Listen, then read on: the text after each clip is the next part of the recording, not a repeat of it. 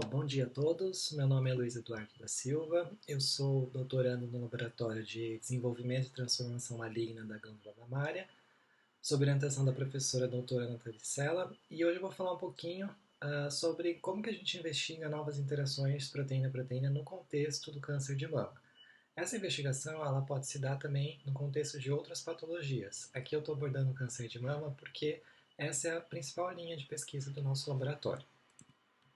Bom, então, nessa apresentação eu pretendo abordar um pouquinho mais sobre o câncer de mama no Brasil, a origem e evolução da doença, a sinalização celular descontrolada no câncer de mama, como é que a gente caracteriza essas novas interações entre proteínas no contexto do câncer de mama e, por último, eu vou dar como exemplo a maspina, que é uma das proteínas que a gente estuda no nosso laboratório, que é uma potencial candidata no contexto do câncer de mama, tanto para fins terapêuticos como um potencial biomarcador.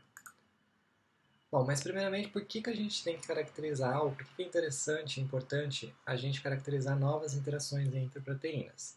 Porque essas proteínas elas são componentes de várias vias de sinalização celular. Então, nos últimos anos, a gente tem o desenvolvimento de uma série de ferramentas chamadas de omics, ou ômicas, né?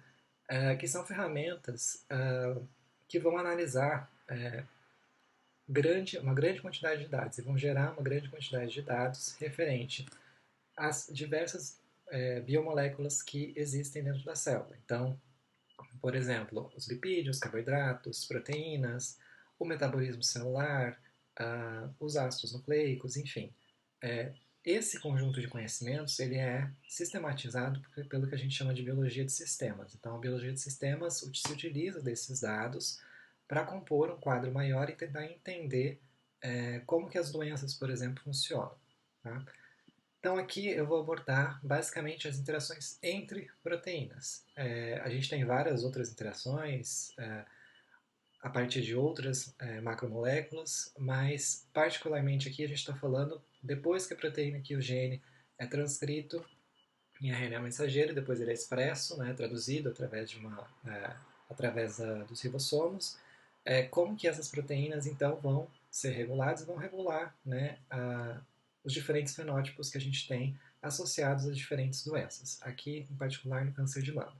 Então é importante que a gente estude esses componentes de vias de sinalização, as proteínas, para compreender melhor as doenças, para propor ferramentas de diagnóstico e prognóstico e para intervir terapeuticamente, desenvolvendo uma série de medicamentos e estratégias terapêuticas.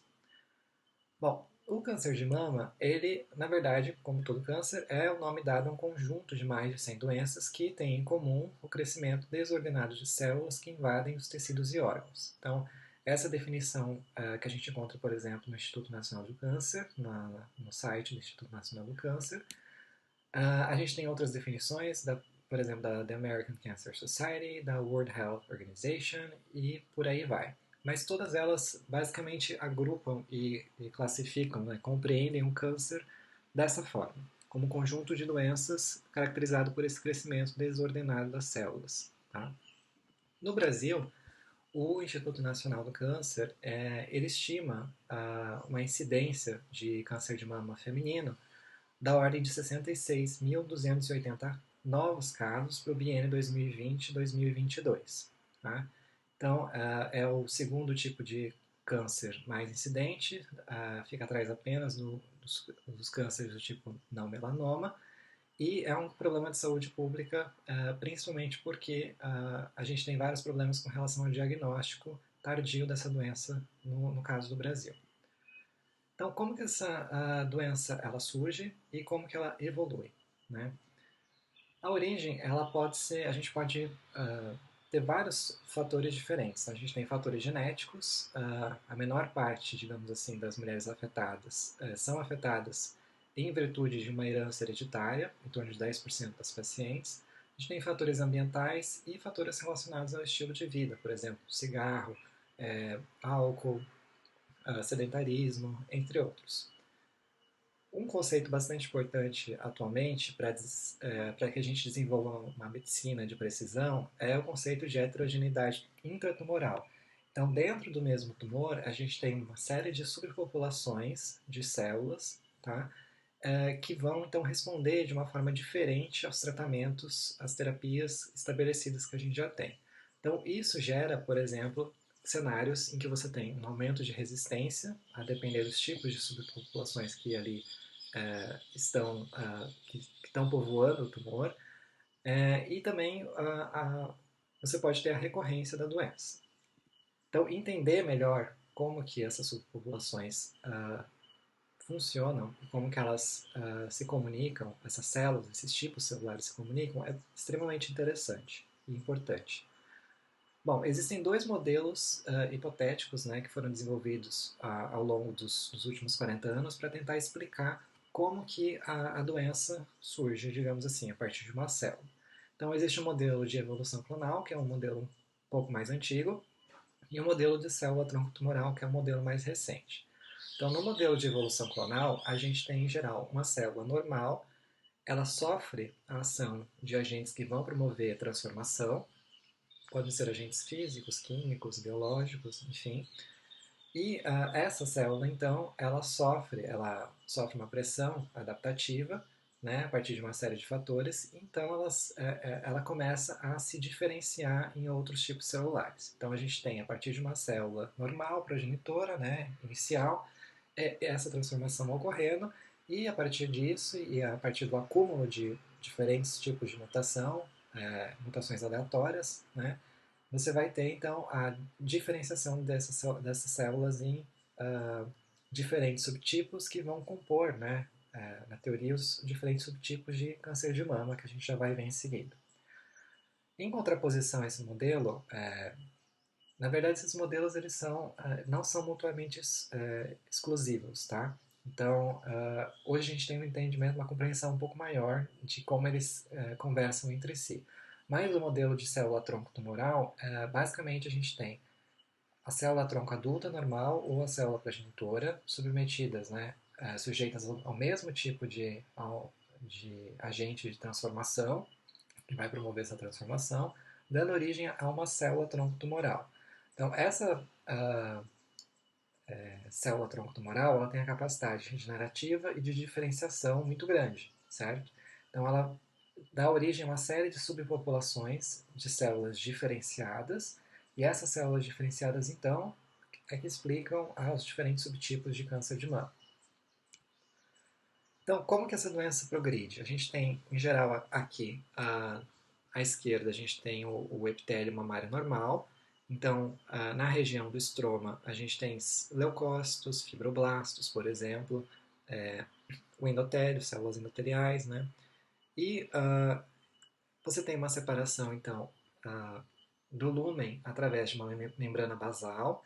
Nessa membrana basal repousam células que são chamadas de células mioepiteliais, em verde, e as células mais internas são chamadas de células epiteliais luminais, que estão voltadas para o lúmen do ducto mamário.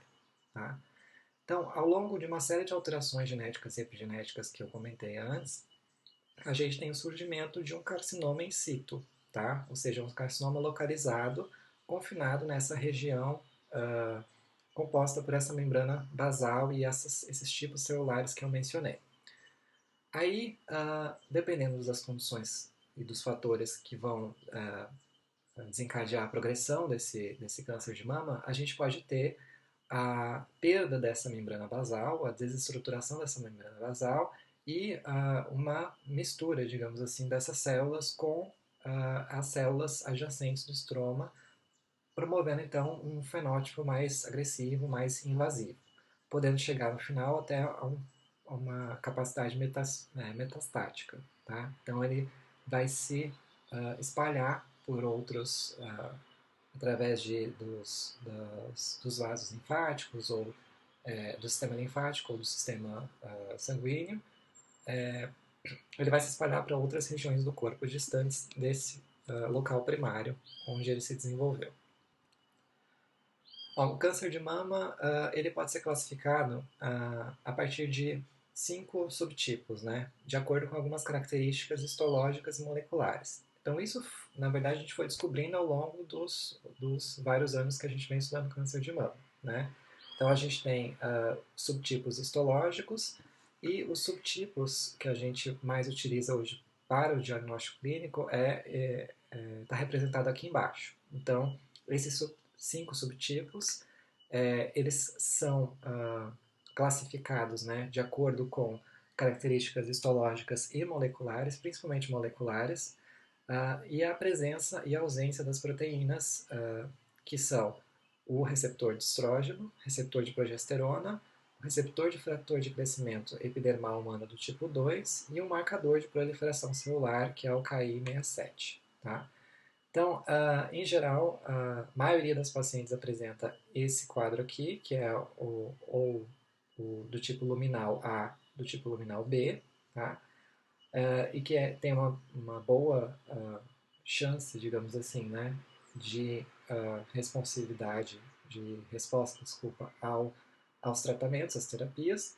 E a gente também tem os tipos de tumores, né, os tipos de câncer de mama mais agressivos, que são aqueles que não são, não expressam, por exemplo, receptor de estrógeno, de progesterona e o receptor do fator de crescimento epidermal humano, que são, por exemplo, os chamados triplo negativos. Tá?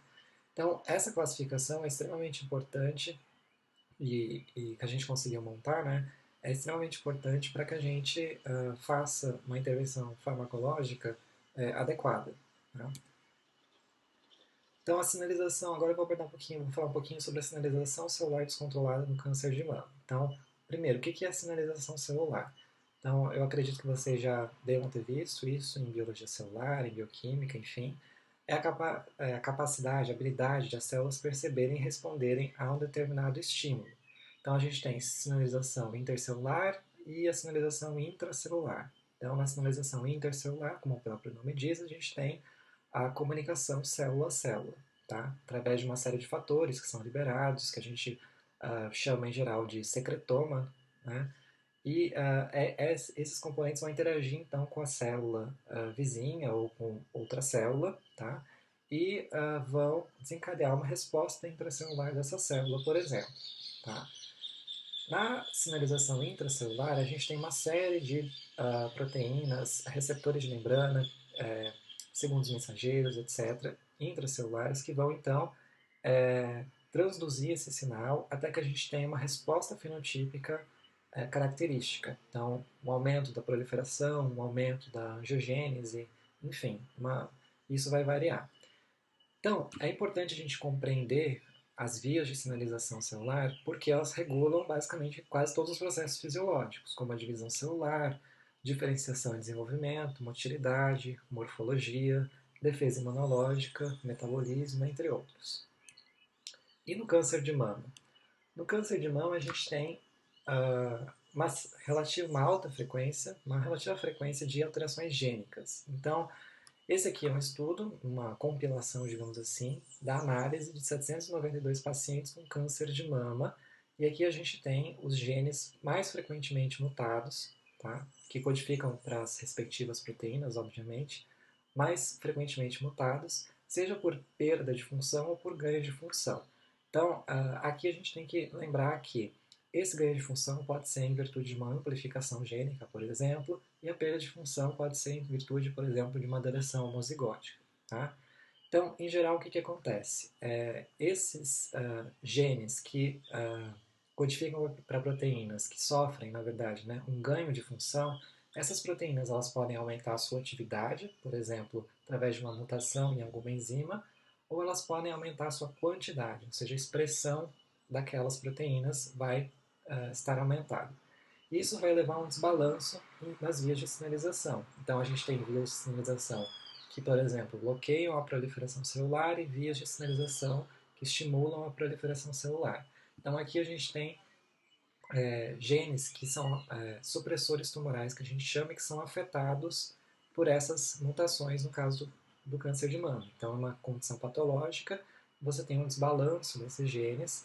Esses genes estão relacionados, por exemplo, a ciclo celular, a controle do ciclo celular, parada da progressão do ciclo celular. Existem genes que estão relacionados com vias de reparo de DNA, que são bastante importantes no caso do câncer, por causa do fenômeno da instabilidade genômica. Enfim, E esse balanço, esse ajuste fino, ele tem que ser entendido em condições fisiológicas e a gente tem que saber o que está alterado na condição patológica propriamente dita. Tá? Então, por isso é importante, essas mutações em alvos essenciais, que são componentes das vias de sinalização, vão gerar essas diferentes respostas. E é importante entender isso, tá? Esse desbalanço nessas vias.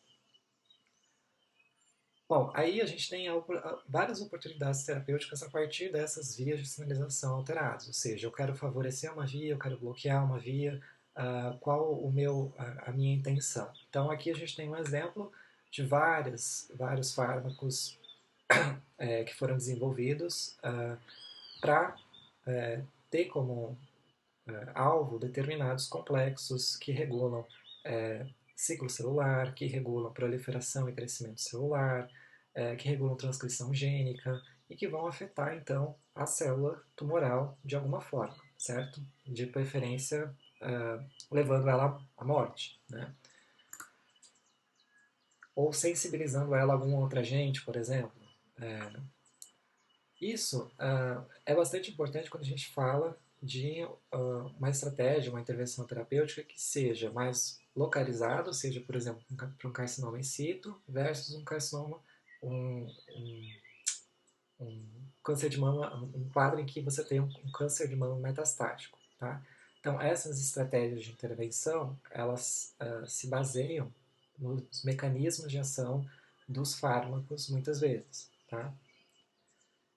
E essa quimioterapia, como o próprio nome diz, como eu já comentei anteriormente, ela pode ser neoadjuvante, ou seja, ela é dada previamente a uma radioterapia ou a excisão cirúrgica, adjuvante quando ela é dada após, direcionada quando ela tem um alvo específico. Grande parte dos quimioterápicos mais antigos, que foram desenvolvidos ali na década de 80, 90, eles foram 70, 80, eles foram isolados a partir de metabólitos secundários, ou de fungos, ou de plantas, ou modificados quimicamente a partir desses compostos. Então, esses compostos, em geral, eles são compostos que têm um mecanismo de ação mais genérico, mais geral, mais abrangente. Ou seja, eles bloqueiam, por exemplo, microtúbulos, eles bloqueiam a divisão celular, eles bloqueiam processos mais gerais, tá?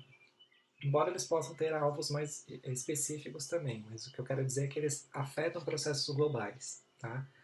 Enquanto que a terapia direcionada, que foi desenvolvida na década de 90, anteriormente também, mas mais predominantemente com o desenvolvimento de um anticorpo monoclonal anti o receptor HER2, que é a Herceptina ou trastuzumab, esse fármaco, por exemplo, ele tem um alvo direcionado. Ele tem esse receptor que está muitas vezes amplificado em determinados subtipos de câncer de mama. Então a gente, através desse direcionamento da terapia para esse subtipo, que foi caracterizado, diagnosticado clinicamente a partir daqueles subtipos que eu mostrei, a gente tem uma terapia mais direcionada. Tá? E a biologia celular, junto com a farmacologia, com a bioquímica, com a fisiologia, enfim, com várias dessas disciplinas, com a química, a medicina farmacêutica, tem um papel fundamental para elucidar essas vias de sinalização, descrevendo esses fenótipos associados à alterações dessas proteínas chaves que estão envolvidas. Tá? Então, mesmo que a gente não desenvolva um fármaco em específico, nosso trabalho é caracterizar essas interações proteína-proteína, um dos nossos trabalhos, né? É caracterizar essas interações proteína-proteína, porque eventualmente um dia elas vão servir para gente como um alvo terapêutico, por exemplo, ou então simplesmente para compreender como que a doença ocorre, tá? Bom, mas como é que a gente caracteriza essas novas interações, então, proteína-proteína no contexto do câncer de mama, tá? Então a gente tem uma série, um conjunto de técnicas para identificar e caracterizar essas novas interações entre as proteínas. Primeiro a gente tem que saber se a gente quer fazer um screening, ou seja, de todas aquelas milhares de proteínas que eu tenho numa célula em particular, eu quero saber algo genérico ou algo específico, tá? Então eu já tenho alguma informação prévia de que essas proteínas interagem, qual o tipo de técnica que eu vou utilizar para capturar novas interações entre proteínas. Tá? Ou se eu quero validar, ou seja, se eu já tenho uma ideia de que essas proteínas interagem a partir de técnicas prévias e vou querer confirmar, porque o trabalho de validação é basicamente aprofundar a, a caracterização molecular dessa interação e também fornecer informações funcionais sobre a dependência dessa interação em relação a algum fenótipo, algum resultado final. Tá? Se eu perturbar essa interação, eu vou aumentar a proliferação das células, eu vou diminuir, o que vai acontecer com essas células? Tá? Então a gente tem uma série de métodos biofísicos ou teóricos. Tá? Esses métodos, por exemplo, a ressonância plasmônica de superfície é um deles, que permite a gente inferir, né, e calcular a constante de associação, dissociação entre essas proteínas. Que mais? A termoforese em microescala, enfim, uma infinidade de técnicas. Eu não vou comentar técnica por técnica, porque cada técnica daria uma aula, né? Então, eu só estou dando uma visão geral de como a gente pode fazer isso, tá? Quais ferramentas a gente tem. Existem métodos bioquímicos, como por exemplo a coimunoprecipitação, pull-down, phase display, o ensaio de ligação de proximidade, que é o PLA, entre outras. Métodos genéticos, como por exemplo o duplo híbrido, que pode ser feito em bactérias ou leveduras.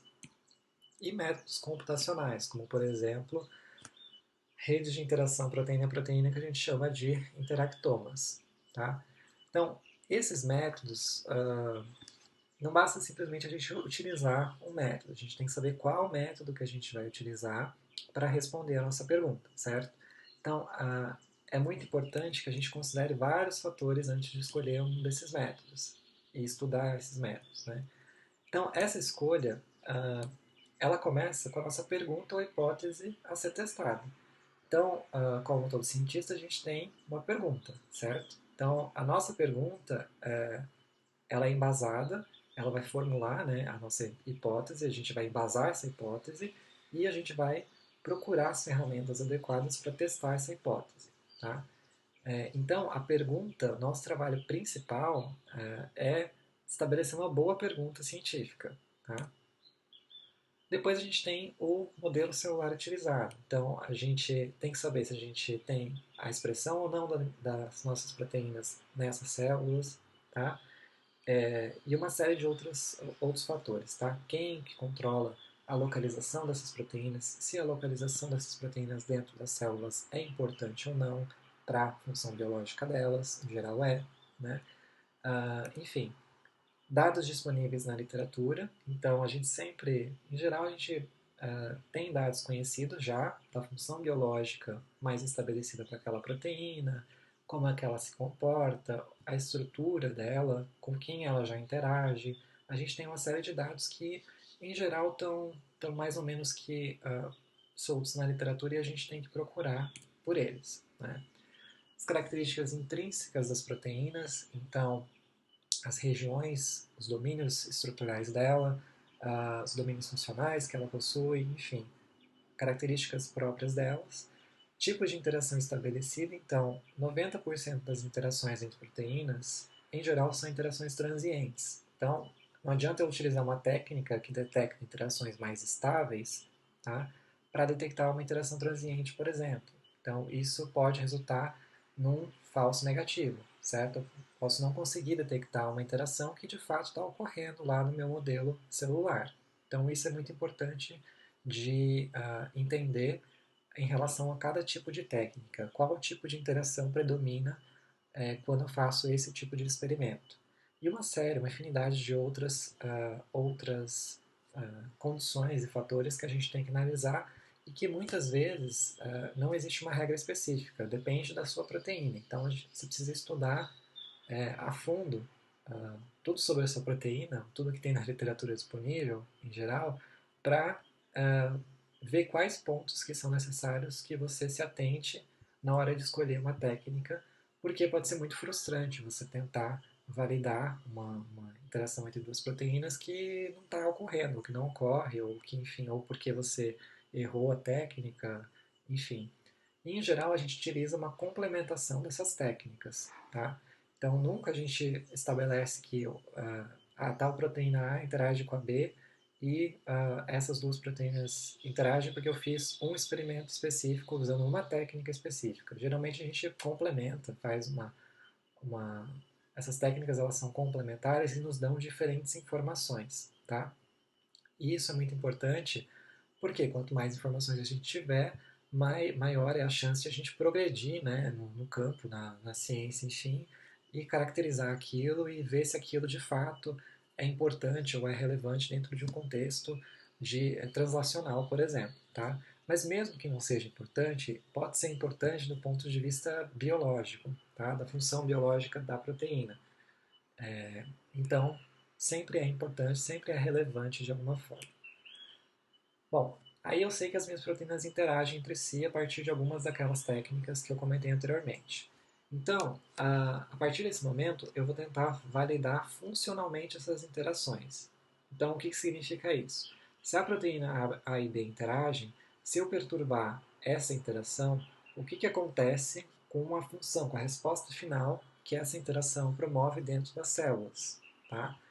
Então, para entender melhor isso, a gente utiliza uma série de estratégias, ou superexpressando uma das proteínas no meu modelo celular, ou silenciando uma das proteínas no meu modelo celular, enfim, e medindo, né, aferindo essa função biológica, esse fenótipo em particular, através de uma série de ensaios que aí vão também depender daquilo que você quer olhar. Se você quer olhar para proliferação, para apoptose, para angiogênese, para invasão, enfim. Tá? Se você quer fazer um estudo em um modelo celular, se você quer fazer em um modelo animal, como que você vai transpor do modelo celular para o modelo animal. Então, essa parte toda biológica é uma parte de validação funcional disso. E é muito importante a gente ter em mente também que a proteína A ela pode se correlacionar com a proteína B em termos funcionais, etc. Mas pode ser que elas não tenham uma relação de causalidade, ou seja, quando eu perturbo uma, eu vou perturbar a outra necessariamente, por exemplo. Tá? Então, isso é importante se atentar também. Outra coisa, quando a gente modula uma das duas proteínas, né, a função de uma delas para perturbar essa interação entre as duas, seja a proteína A, seja a proteína B, eu tenho que ter uma ideia se esse efeito não está resultando numa resposta fenotípica que não é dependente diretamente dessa perturbação de uma dessas proteínas, tá? Que é o que a gente chama de on e off target. Então a gente tem uma série de cenários que podem ocorrer e que podem confundir muitas vezes a gente e não levar a uma especificidade daquilo que a gente está propondo, certo? Que a proteína A ela influencia na proteína B e que vai gerar a resposta X e que se eu interferir com B, eu vou ter a resposta X afetada e só a resposta X, tá? Isso muitas vezes é raro quando a gente tem um tratamento, uma intervenção terapêutica, mas é o desejável, né? Bom, e como eu comentei, agora eu vou dar um exemplo, vou falar um pouquinho da minha pesquisa dentro do laboratório, que é com a proteína maspina, que é uma candidata no contexto do câncer de mama. Então, a maspina ela é uma proteína que ela foi primeiramente identificada em 94 em células epiteliais mamárias humanas. E ela foi caracterizada primeiramente como uma supressora tumoral, tá? Então, essa proteína ela pertence à família das serpinas não inibidoras de proteases, ou seja, ela é uma serpina, mas ela não consegue, não tem a capacidade de inibir proteases, tá? Então, as proteases são proteínas que degradam outras proteínas, então ela não tem essa capacidade de inibir proteases, né? Ela tem um papel no câncer como supressora tumoral, como eu disse, tá?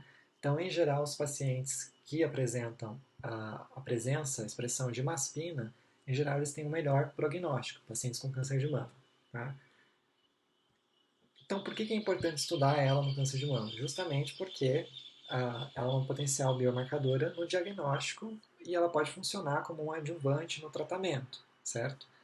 Existem vários estudos mostrando a sensibilização das células a uma série de agentes que desencadeiam, que promovem a apoptose, ou agentes que sensibilizam a danos ao DNA, enfim, ou agentes que causam danos no DNA. enfim, ela é uma proteína bastante importante nesse sentido. Esse papel dela como supressora tumoral, ele tem sido bastante questionado nos últimos anos. Por quê? Porque alguns estudos mostraram que em alguns tipos de tumor avançado, quando você tem aumento da expressão dela, você tem um prognóstico negativo, tá? Enquanto que quando você tem uma baixa expressão dela, você tem um prognóstico positivo. Então, essa relação conflituosa, né, essa visão ela tem sido reconciliada através de alguns estudos que mostram que é a localização subcelular, ou seja, o local dentro da célula em que ela está, que ela se encontra, é que é o responsável por promover esse efeito como supressora do tumor. Tá? Então é importante a gente entender que a maspina nuclear, no caso do câncer de mama, em particular, a maspina nuclear leva a um bom prognóstico e a maspina citoplasmática a um mau prognóstico, como eu comentei, certo? Só que a gente não conhece não conhecia pelo menos, quais fatores que regulam essa translocação do citoplasma para o núcleo em relação a essa proteína. E isso é importante por quê? Porque eu quero justamente que ela esteja no núcleo para promover essa resposta final, que é um bom prognóstico, certo? Então, o nosso grupo vem estudando isso ao longo dos últimos anos, e o que a gente já sabe e que a gente determinou foram as vias de sinalização que controlam essa regulação subcelular dessa proteína. Então, quando a gente ativa a via de EGFR com EGF, por exemplo, que é um ligante desse receptor, você tem a ativação da via PI3K-AKT, que regula proliferação e sobrevivência celular, crescimento também, JAK2-STAT3 e a lesão célula a célula. Todos esses fatores controlam a translocação da maspina para o núcleo. Então, esse foi o primeiro passo e o que a gente determinou nos últimos anos, através de várias publicações. Agora, o que a gente não sabe? A gente não sabe como que essa proteína ela desempenha tantas funções e, em particular, esse papel supressor tumoral dela nuclear. Tá? Para entender melhor isso, a gente precisa entender quais os ligantes de maspina, ou seja, se maspina é uma proteína, ela está interagindo com outras proteínas, certo? Então a gente precisa entender quais outras proteínas se ligam à maspina e qual a implicação funcional disso para o resultado final que a gente está observando, para a supressão tumoral, para a diminuição da proliferação em particular dessas células tumorais de mama. Então, quando a gente olha na literatura, a gente tem pouquíssimos ligantes experimentalmente validados até o momento para essa proteína. Tá? E a maioria desses ligantes eles foram propostos a partir de técnicas de screening que foram assim como comentei anteriormente, que é aquela primeira etapa que a gente faz para capturar possíveis interações. A partir dali é que a gente valida com a utilização de uma série daquelas outras técnicas, tá? Para confirmar que de fato aquilo está acontecendo. Então, a gente não sabe como que esses ligantes regulariam a localização subcelular dessas proteínas e as suas funções nucleares. E para isso a gente utiliza algumas dessas técnicas, alguns desses métodos biofísicos, métodos genéticos, bioquímicos e computacionais para determinar quais são essas proteínas que tanto regulam a translocação da maspina pro núcleo como são responsáveis pelas funções nucleares de maspina, ou seja, quais proteínas no núcleo estão interagindo com maspina que levam a essa redução, a esse aumento da supressão tumoral, ou a esse efeito como supressor tumoral, e que levam então à supressão do câncer de mama em particular. Tá? Então a gente utiliza modelos celulares, modelos animais, etc., para estabelecer isso. Bom, acho que era isso. Eu tentei dar uma visão geral, assim, não muito aprofundada, mas também não tão superficial. É mais para estimular a curiosidade de vocês em relação a essas técnicas e a como a gente estuda isso, porque muitas vezes na biologia celular e na bioquímica a gente só vê as cascatas de sinalização e a gente não sabe como que os pesquisadores descobriram que a proteína A interage com a proteína B, que interage com a proteína C, que dá uma resposta final X sobre um evento celular. Então, é mais nesse sentido que eu tentei abordar esse tema. Qualquer dúvida pode entrar em contato comigo. É, eu, como eu falei, sou doutorando no laboratório da professora Nathalie. A gente estuda câncer de mama e uh, as proteínas maspina e cloto, que eu não comentei aqui. E eu agradeço pela atenção de todos e espero que vocês tenham um ótimo curso.